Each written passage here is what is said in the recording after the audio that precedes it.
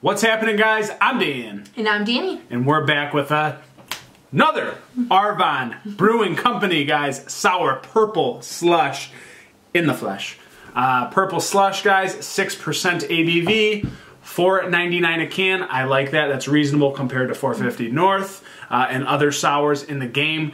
Arvon brings some of the best quality you're going to get. Dani, tell them what's in this beer. Alright, we have a sour with blueberries, raspberries, strawberries, concord grapes, and lactose. Wild. That's a lot of stuff. I feel like we can always compliment Arvon on making good beer with many different ingredients in their sours. It's ridiculous. Kind of mind-blowing, actually. But no canned-on date, which sometimes they don't on a lot of their beers. Don't care. It's probably fresh. They have fresh distribution. Not worried about it.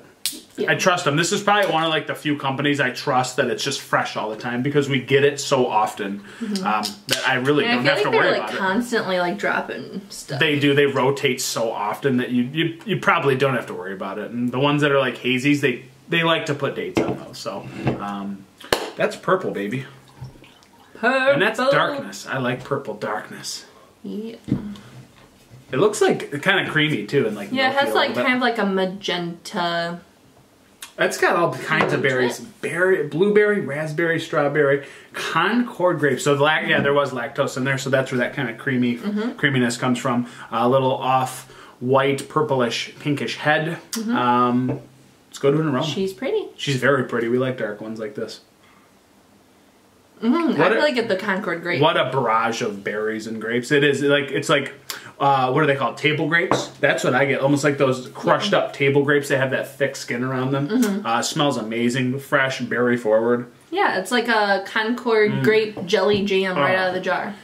Arvon jammy marmalade. Always things we use with their sours because that's what comes out. Smells amazing. Let's dive in. Cheers. Purple slush. I want to call it purple rain. I swear there was a beer that was called that.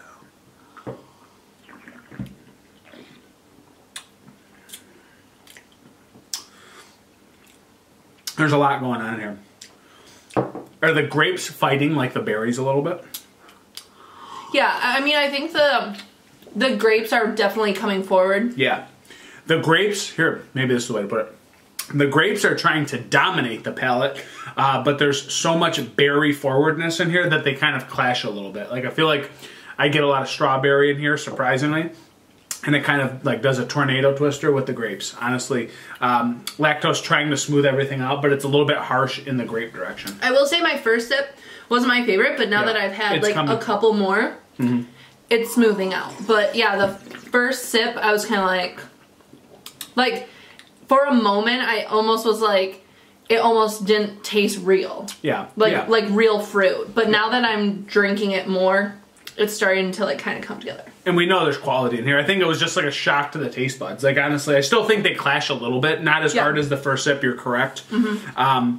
But it is, I get a lot of berries, and then it kind of goes to grape, and then it kind of fades back to the berries on the back end. It's doing kind of like an up and down roller coaster between the flavors. Maybe not a perfect marriage of flavors as compared to some of their other ridiculous sours, but a lot of good flavors in here, honestly. Yeah, I don't like mean this as an insult, but it reminds me of like the Concord grape sparkling juice, like the Welch's brand. That's what I'm kind of like getting, especially like the aftertaste.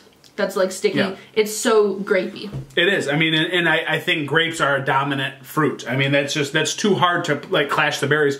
Strawberries are usually lighter. You have to put a buttload of berries in there to kind of fight against this dominant. I know, buttload. Sorry, but we're PG on this channel at this point.